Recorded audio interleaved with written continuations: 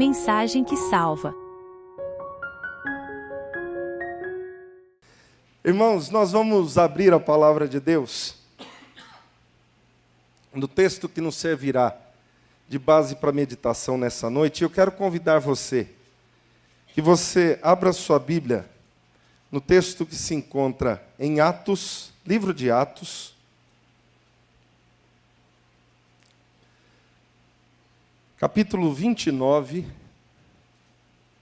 versículos de 25, de 1 a 25. Atos capítulo 29, versículos de 1 a 25.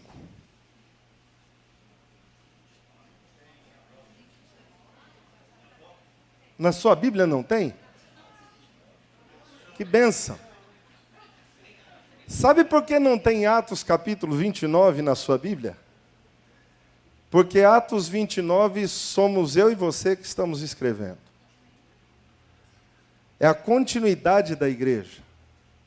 Nós somos Atos 29. E eu sei que você talvez tenha olhado aí e dito assim: pastor, errou o texto. Eu não errei o texto.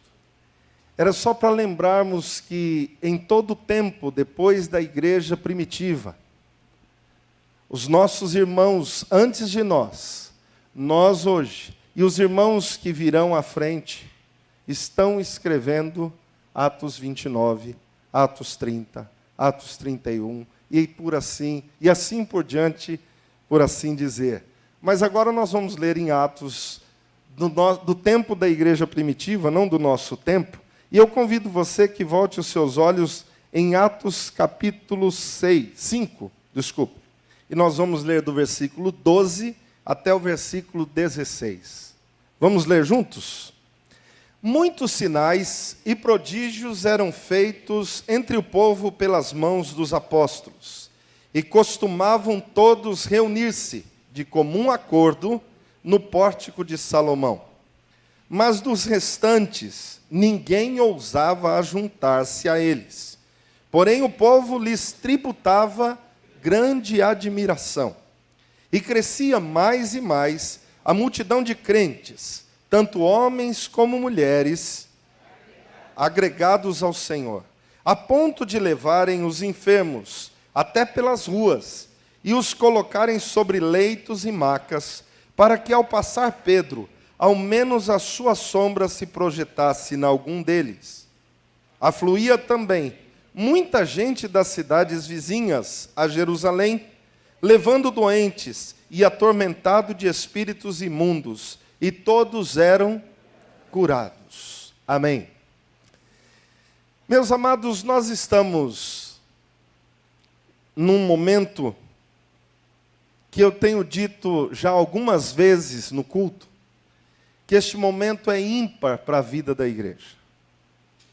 Ele é ímpar não pela data que nós estamos vivendo, ele é um momento ímpar para a igreja, não porque nós estamos passando por essa ou por aquela situação, não porque o Brasil está melhor ou pior, ele é ímpar para a igreja, porque este tempo é o tempo que Deus nos deu a viver.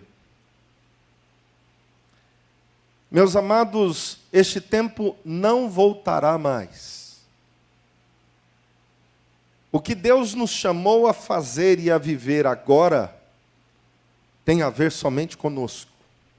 Não tem a ver com aqueles que foram, aqueles que não estão, aqueles que deveriam estar, aqueles que nós sentimos falta. Não, tem a ver conosco, comigo e com você. Deus preparou esse tempo para que sejamos os proclamadores da verdade que Cristo salva o homem. É um tempo que talvez muitos diriam, mas é um tempo conturbado demais, pastor. É um tempo onde nós não sabemos as estruturas das nações. Parece que todo mundo perdeu o rumo e está todo mundo tateando, buscando achar o rumo novamente. Não é verdade.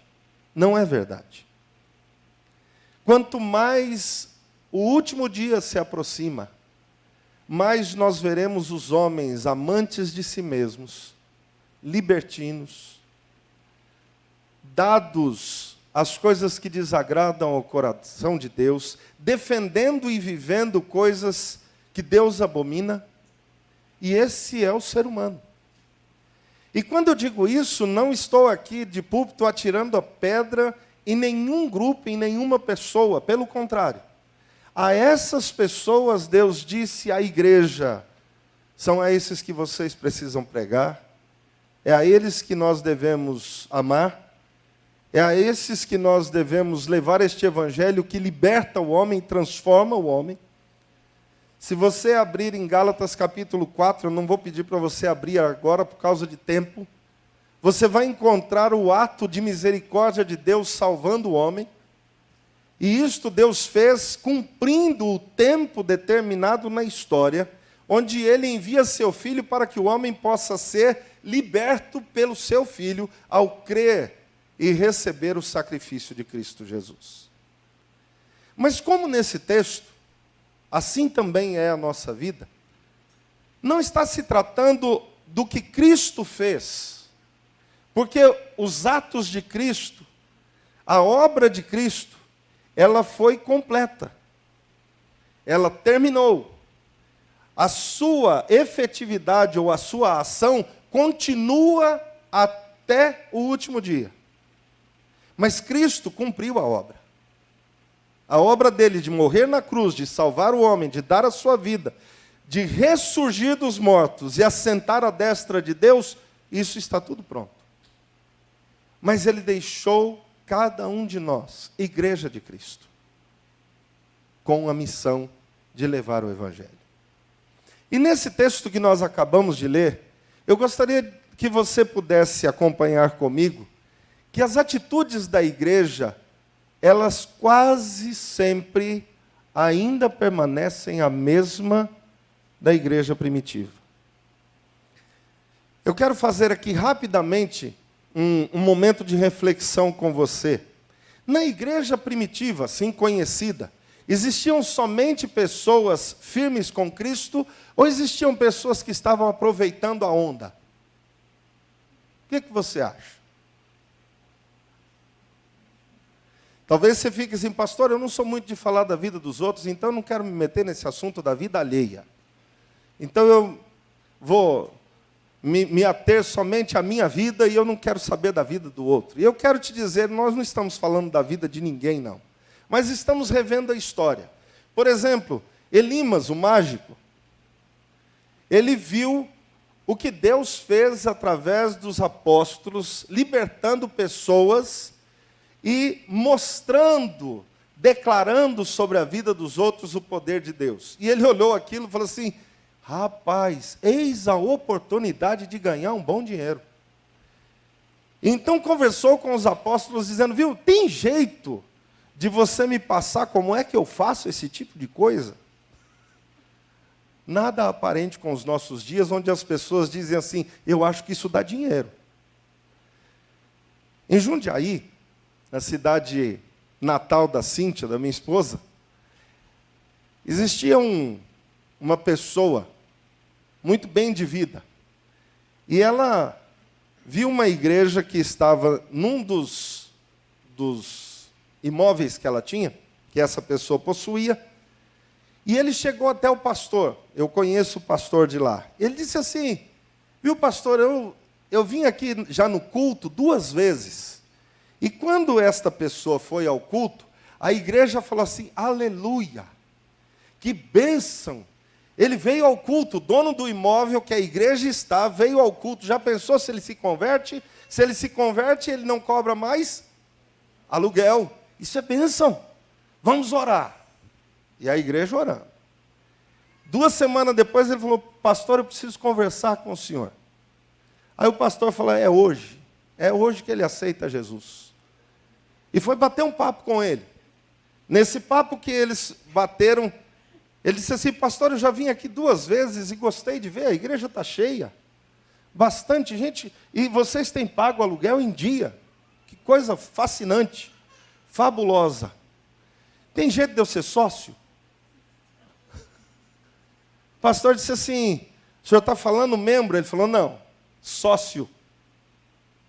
Eu monto a igreja, Eu tenho mais 2 terrenos localizados na avenida.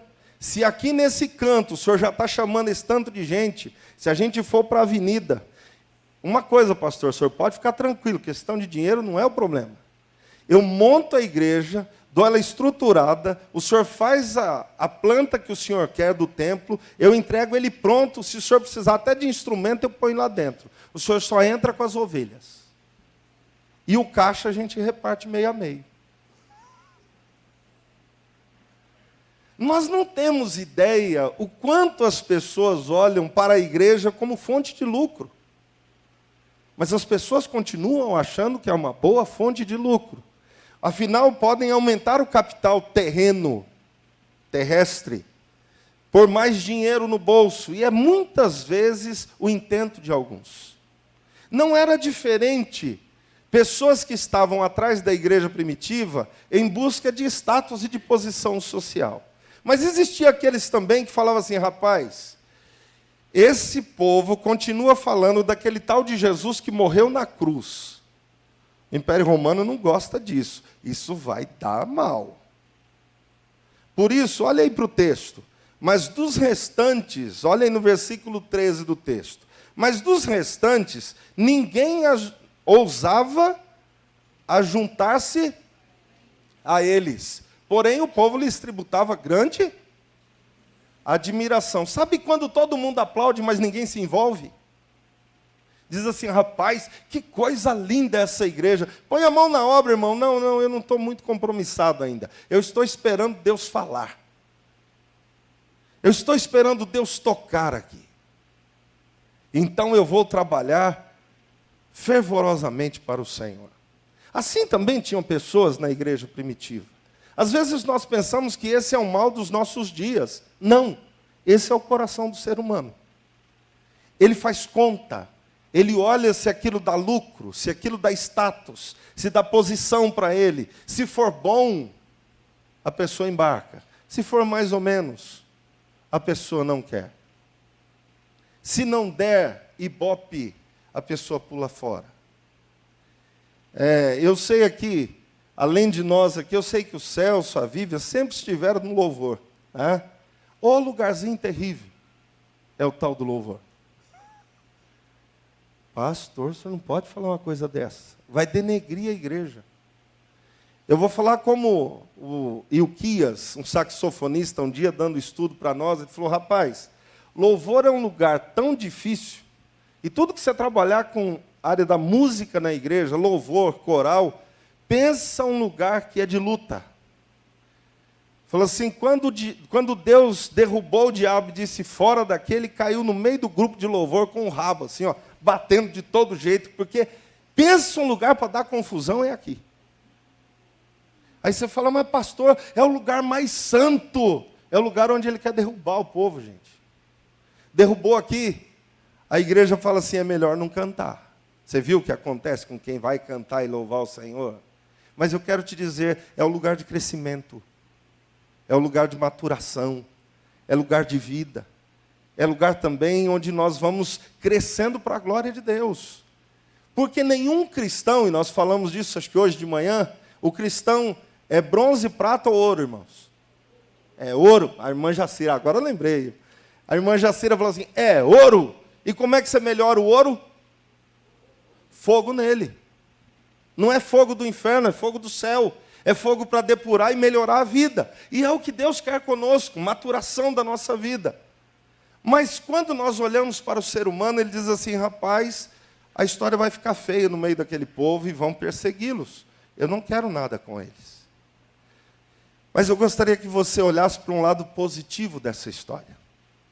E é esse positivo que nós vamos tratar hoje. Todas essas lutas que eu mencionei, a igreja sendo perseguida, os ministérios da igreja passando por lutas e sendo perseguidos. Quando você se levanta a pregar e se levanta a orar, você é perseguido. E meu amado, se você for daqueles que vai dizer assim, por isso que eu estou deixando de orar muito, pastor, eu vou te dizer, você não entendeu o que é evangelho e não entendeu o que é vida cristã. Vida cristã não é passatempo. Vida cristã é se envolver. Vida cristã é doar-se.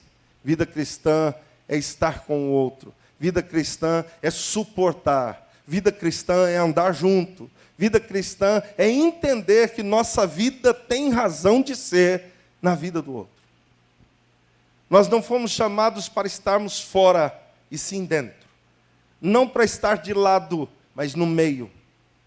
É aqui, é junto, um do outro, onde nós vamos sendo tratados por Deus. Porque olha o que Deus faz com a igreja. Versículo 14. Vamos ler? Vou pedir que os irmãos leiam. Versículo 14. Está aí projetado. E crescia mais e mais a multidão de crentes, tanto homens como mulheres, agregados ao Senhor. Aleluia! Eles não estavam agregados ao povo somente. Eles não entraram para juntar-se às pessoas. Eles estavam agregados ao Senhor, enraizados em Cristo, firmados no Senhor. Estar com o povo de Deus é um motivo de alegria, é motivo de prazer, é motivo de contentamento, é estar com a família da fé, quando Cristo já fez a diferença aqui. Quando Cristo ainda não fez a diferença aqui, eu posso até ser membro da igreja, eu posso até recitar versículos, posso saber as músicas e até tocar no louvor, mas eu não sinto que aquela é a família. Eu só faço parte da família quando Cristo passou a ser o meu dono. Aí eu faço parte da família. Mesmo não sendo membro ainda da igreja, aí eu já faço parte da família. Porque eu sinto a presença do Espírito Santo, e é Ele que trata da igreja, é Ele que conduz a igreja, é Ele que arroja essa igreja e nos ajusta para caminhar. Há um propósito muito claro com a igreja de Deus, a igreja em Cristo Jesus. Meus amados, a igreja, ela cresce dia após dia. A igreja de Cristo, ela vai crescendo. A raiz é tal qual, se você me permite aqui, lembrarmos daquele banner que nós tínhamos aqui, onde falava da videira. Os ramos da videira, ela se estende muito longe da raiz. Ganha longevidade no tempo e ganha também estrutura nesta árvore. Mas os ramos são tão frágeis. São ou não são? Você já foi a uma videira? Você já teve a oportunidade de ver onde o cachinho de uva fica pendurado? É frágil de tudo. Extremamente frágil mesmo. A ponto que se você for brincar com aquelas uvas novinhas, você perdeu o cacho de uva. Mas você já viu o tronco da videira? É raiz pura. E toda a seiva que ela precisa sai justamente de lá. E aí a Bíblia nos diz que Jesus é a videira verdadeira. Nós somos o quê? Os ramos. Nós somos fortes? Somos frágeis. Somos pequenos, sim. Mas sabe onde é que a videira dá fruto? Lá nos ramos. Não é no tronco aqui. É lá nos ramos, que estão lá na ponta, todos frágeis, mas é de lá que sai o alimento. Você entende isso, que o que Deus quer fazer é que cada um de nós frutifiquemos, floresçamos para o Senhor? Eu não sou especialista no cultivo de uva, mas se você passa num parreiral e você vê quando ele está florido, é uma coisa linda. E não termina a beleza quando as flores passam, porque as uvas nascem. E você olha, parece que foi passada uma régua, e todos os cachinhos estão na mesma posição uns dos outros. Ou seja, quem é mais bonito na parreira? Todos nós somos iguais. Frágeis, mas belos pelos frutos que o Senhor faz nascer através de nós. Você e eu somos o lugar onde Deus vai fazer sempre florescer e frutificar para que o mundo conheça quem é Cristo. Então não nos escondamos, queridos. Não nos escondamos. Ah, pastor, eu quero tanto florescer. Hoje nós falamos de gratidão aqui de manhã. Ah, pastor, eu quero crescer. Então, meu amado, aprenda a ser grato. Aprenda a dizer muito obrigado, Deus. Eu não entendo o que está acontecendo, eu não sei o que tem para acontecer, mas de uma coisa eu sei: o Senhor tem cuidado de mim e assim será até o último dia. Então eu prossigo firme, descansado no Senhor e aguardando o que o Senhor tem para mim. Esta é a igreja. E não importa se vão se levantar contra a igreja, porque a igreja até o último dia aqui estará pregando este evangelho. Eu não estou dizendo que todos os crentes estarão, mas a igreja de Cristo estará. A igreja permanecerá. E ainda o texto diz não só de crescimento, mas eu gostaria que você pudesse olhar versículo 15 e 16 do texto ainda. O que é que as pessoas faziam ao ver esta igreja vivendo? A ponto de levarem os enfermos, vamos ler juntos? Até pelas ruas. Ao ponto de levarem os enfermos até pelas ruas e os colocarem sobre leitos e macas, para que, ao passar Pedro, ao menos a sua sombra se projetasse em alguns deles. Aí Pedro olhava para aquilo e fala assim: larga a mão dessa crendice, vão para casa, vocês precisam orar. Era isso? As multidões afluíam de outros lugares, de outras cidades. E Pedro continuava pregando o evangelho a estas vidas. A igreja não está para mandar ninguém embora. A igreja, pelo contrário, está para dizer às pessoas: vem estar conosco, vem conhecer Cristo, vem andar com Jesus conosco. Meus amados, Deus faz maravilhas, mas é usando homens e mulheres frágeis como nós somos, pessoas tão pequenas, talvez de um grau escolar reduzido, mas isso não é o que importa. O que importa é se estão nas mãos de Deus, abertos e prontos para que Deus use o instrumento que eu e você somos. Eu conto do pastor Sotério algumas vezes, e me surpreendeu o dia que o pastor Sotério se converteu aqui em Uraí. Eu não estava, é claro. Mas ele contava que ele se converteu aos 21 anos, foi bruxo até ali, até os 21 anos. E o dia que ele se converteu, ele aprendeu na mensagem o texto de João capítulo 10. Que Jesus é o bom pastor. E aprendeu a cantar 2 hinos. E eu já vou dizer a vocês, o pastor Sotério era extremamente desafinado e sem ritmo. Um dos hinos era o Achei um Bom Amigo. E ele cantava assim: achei um bom amigo, Jesus o Salvador. É essa a música? Mas era dele. E ele dizia assim: dos milhares o escolhido para mim. E ficava ali, e cantava o hino inteiro, porque ele pegou um inário da igreja que ele foi e falou assim: o senhor me dá o inário? O pastor falou: pode levar. Ele falou: então tá bom, é meu. A Bíblia ele ganhou. E ele voltou para o centro de macumba que ele tinha, um terreiro de macumba. A igreja onde ele foi tinha 42 pessoas na igreja. O terreiro de macumba dele tinha 530 adeptos. E ele voltou lá no terreiro de macumba, que ficava do lado da casa dele, e mandou uma convocação geral. Aí que eu acho engraçado, a gente convoca os crentes, você tem que brigar para ver se chega. Ele mandou a convocação, os 530 estavam lá.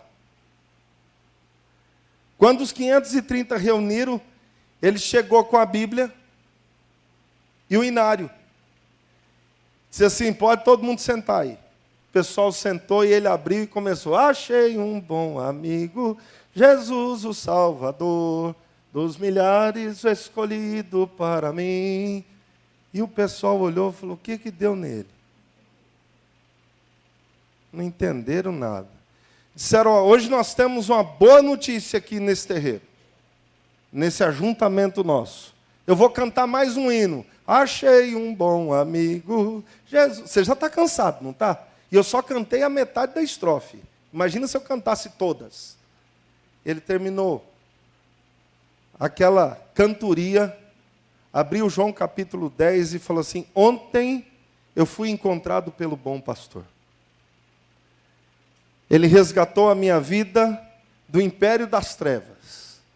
Eu antes servia a Satanás, com essas coisas todas que estão aí. Hoje não sirvo mais. Ele me libertou e pode libertar você também. Se alguém quer aceitar Jesus, vem aqui para frente. E naquele dia, 480 pessoas aceitaram Jesus ali em Uraí. Não tem um amém. Não tem nenhum glória a Deus nessa história. A gente fica assim, mas será? Naquele dia, a igreja de Uraí se tornou a maior igreja da Assembleia de Deus. Ali em Uraí. Aí o que esse pastor sabia? Sabia que Jesus Cristo salva, porque o salvou. E ele disse às pessoas, ele pode salvar você também. Florescer e frutificar para Deus não é uma força nossa, é disposição nas mãos dele. O poder é dele. Não se converte ninguém, quem converte é o Espírito. E o Espírito não faz isso nem por força, nem por violência. Ele age na vida da pessoa e trabalha no coração de dentro para fora. É assim que Deus continua ainda salvando vidas. Você e eu, queridos, não podemos ter vergonha do que Cristo já fez por nós. Nós precisamos contar para que o mundo saiba que Jesus está conosco, que Ele é o nosso sustentador até o último dia. Não importa o que aconteça. Não importa o que aconteça. Eu quero te dizer que, irmão, se você é de Cristo, não olhe para as situações, não olhe para as lutas, não olhe para as intempéries que estão vindo e virão. Olhe para Cristo somente. Pastor, mas como será o amanhã? Eu disse que isso tem arrebentado comigo e vinha arrebentando comigo, e nessa semana de oração eu compartilhei isso. Irmãos, eu comecei a adoecer de tantas pessoas me fazerem essa pergunta. Mas não era culpa das pessoas. Eu que tinha que ter respondido antes o que eu passei a responder depois. As pessoas vêm, pastor, como vai ser agora? Eu falo, não sei, pergunta para Deus. Por que você tem que achar que eu tenho a resposta? Eu também estou orando, meu amado. Vamos orar. Dobra o joelho. Mas nós acostumamos que alguém tenha a resposta mágica. Não temos. O cristão dobra o joelho e diz assim, Senhor, eu estou aqui. Eu quero florescer para a tua glória.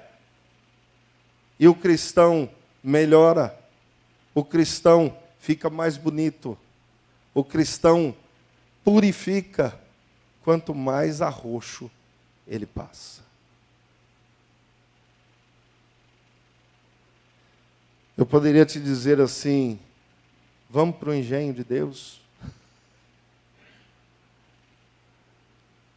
Vamos para o lagar para sermos pisados? Mas a Bíblia nos diz um pouco diferente. A Bíblia diz, você é ramo. Permaneça onde você está e floresça. Fale o que Cristo tem feito em você. Eu gostaria que você pudesse olhar para os seus irmãos ao eu fazer essa pergunta. Quem aqui tem certeza que Deus tem cuidado da sua vida e você poderia dizer, pastor, eu tenho visto na minha vida o cuidado de Deus? Gostaria que você fizesse assim. Olha só. Olha, dá uma olhada para a igreja. Todo mundo. Mas aí, quando a gente tem que testemunhar, a gente fala assim, mas eu não sei o que eu vou dizer, eu não tenho nada para dizer. Meu amado, se você levantou a mão agora e disse que você sabe que Deus tem cuidado de você, conta isso para o outro. Conta como Deus tem cuidado da sua vida e você vai ver que o restante Deus faz na vida do outro. Deixa Deus trabalhar em você, experimenta isso. Não estou dizendo dar um lugarzinho para Deus, não, porque se você entregou sua vida, é dele a vida, não é mais sua. Mas experimenta ser instrumento de Deus. E você vai ver que é muito melhor do que ser apenas crente na igreja. Porque a vida cristã faz sentido quando o florescer de Deus e o frutificar de Deus acontece em nós. Deus te abençoe. Deus te renove. 2023, querido, seja um ano marcado na sua vida. Não porque você ganhou um carro novo, ou comprou uma casa nova, ou agora você está ganhando o dobro do salário, isso não é pecado. Mas mesmo assim não tem um amém, né? Você vê que coisa interessante, né? Ninguém nem tem coragem de dizer amém, eu quero pelo menos o salário.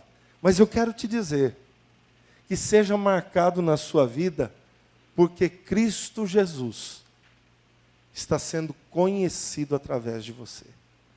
As pessoas, amém, glória a Deus. As pessoas estão olhando para você e dizendo, eu vejo Jesus na sua vida. Que assim seja, para a glória de Deus. Amém. Amém.